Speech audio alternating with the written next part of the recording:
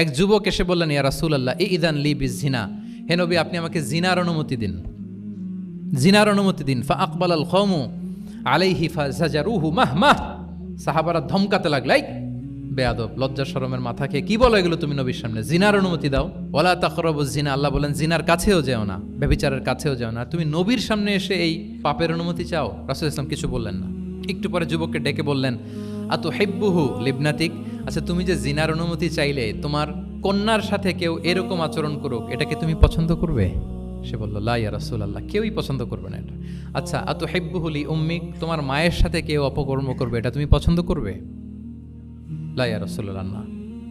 আতুহিব্বুহু লি উখতিক, তোমার বোনের সাথে কেউ এই কাজ করবে, তুমি পছন্দ করবে? সে বলে, না।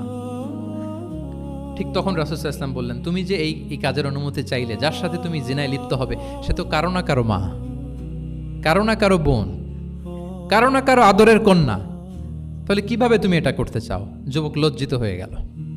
এত লজ্জিত হলো, রাবি বলতেছে, ফালাম ইয়াকুন বা'দা যালিকাল ফাতা ইয়ালতাফিতু ইলা শাই, ওই রাবি বলতেছে এরপরে কোনোদিন এই যুবকরা ডানে বায়ে তাকাতেও দেখি নাই, স্ট্রেইট হাঁটতো। সুবহান। রাসূল ইসলাম দোয়া করেছিলেন তার জন্য, আল্লাহুম্মা গফির যামবাহ ওয়া তাহহির কলবাহ ওয়া হাসসিন ফারজাহ, আল্লাহ তুমি তার গুনাহ মোচন করো, পাপ মোচন করো, আল্লাহ তুমি তার অন্তরকে পরিশুদ্ধ করো, আল্লাহ তুমি তার চরিত্রকে নিষ্কলুষ করে দাও। নবীর দোয়ার বরকতে চিরজীবনের জন্য নিষ্কলুষ পবিত্র তিনি হয়ে গেছেন। তাহলে দেখেন, তাকে অন্যভাবে বুঝাইলে হয়তো কাজ হইতে না, যখন তার নিজের উপর দিয়ে বোঝানো হলো, তোমার বোনের সাথে যদি হয়, তোমার মেয়ের সাথে যদি কেউ এটা করে, তুমি মেনে নিতে পারবা? এটাকে বলে ইমোশনাল ইন্টেলিজেন্সকে কাজে লাগিয়ে, মানুষের আবেগ অনুভূতিকে নাড়িয়ে দিয়ে, teaching by touching the heart, teaching by touching the emotions.